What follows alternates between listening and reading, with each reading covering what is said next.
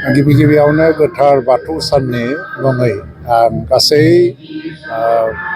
हादोरनि आरो बुहुमनि बाथौ सिबियारिफोरनिसिम आंनि गाहाम हामलायनाय जासिहरबाय। लोगोसेयैनो बे गोथार बाथौ सानजों लोब्बा लाखिनानै जि हाबाफारि लादों दा गाबोन आसामनि गिबि मन्थ्रिया फैगोन, बिथाङाबो बे बाथौ सानाव बिबार आलारि बाथि सावगोन आरो दिनै सानसे सिगां जों दा बिटिसिनि चिफजों लोगोसे दा जोंहा आगुनि एमपि सानसुमा खुंगुर बसुमतारी, डेपुटि चिफ खाम्फा बरगयारी आरो गुबुन गुबुन जे मख'जाथाव सुबुंफोर बाहाय ज' लोगो नांनानै जों बिबार आलारि बाथि सावदों। बाथौ धोरोमा बर'नि गुदि धोरोममोन, बेखौ रावहाबो डिसपिउट खालामनांगौ गैया, बेहाय खुनु डिबेटबो गैया, डिसपिउटबो गैया। नाथाय मोनसे टाइम आरो सिचुवेसनाव मानसिनि जे डेभेलपमेन्टनि प्रसेस, बेवहाय गोबां मानसिफ्रा गोबां गोबां धोरोमाव बारस्लायलाङो। जों बेखौबो इनाय साननांगौबो गैया एबा हिंसा साननांगौबो गैया। खारन मोनसे सम आरो जुगनि जि परिबर्तन बा सोलायनाय, बेवहाय मानसिनि साननाय हनाय सोलायो, नोजोर बिन्दोआ सोलायो आरो थासारिजों लोगोसे मानसिफ्रा गोबां रोखोमनि थांखि लानो गोनां जायो। थ' धोरोमा मा? What is religion? This is a way of life. जे मोनसे धोरोमा जुदि सासे मानसिनो वे अफ लाइफनि मोनसे गियान होनो हायाबा बे साक्सेसफुल धोरोम नङा।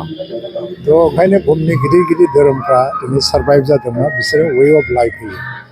जेरै जोङो उन्दुनायनिफ्राय लानानै जानाय गाननाय जोमनायसिम आरो साननाय हनाय, इसोर सिबिनाय आरो जोंनि ट्रेडिसन धोरोम, बेखौ बोरै हमथानांगौ एबा जोंनि सिभिलाइजेसना माबादि जानांगौ, मोनफा मोनफा धोरोमा बेखौ डिफाइन खालामो।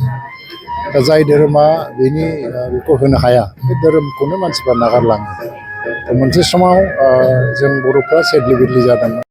जोंहा माने जों धोरोम लाइनावबो जों थिग गैया जादों।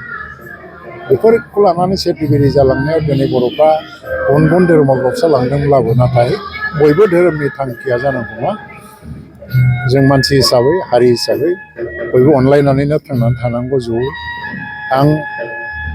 आं गावबो बबेबा मोनसे गुबुन धोरोमनि न'खराव जोनोम जादोंमोन हिसाबै आंबो गुबुन धोरोम जानो हागौ बा सोरबायाबो गुबुन धोरोम जानो हागौ, खिन्थु जोंहा मोजां मोननाया बयबो धोरोमनि फारसे थानांगौ मानसि हिसाबै।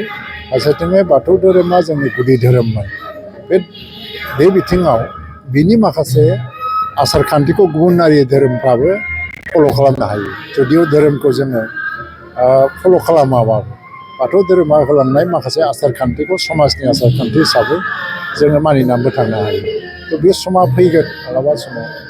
दिनैनि बे गोथार सानाव खेबसेबाव बयनोबो आंनि खुलुमनाय आरो गाहाम हामलायनाय जासिहरबाय।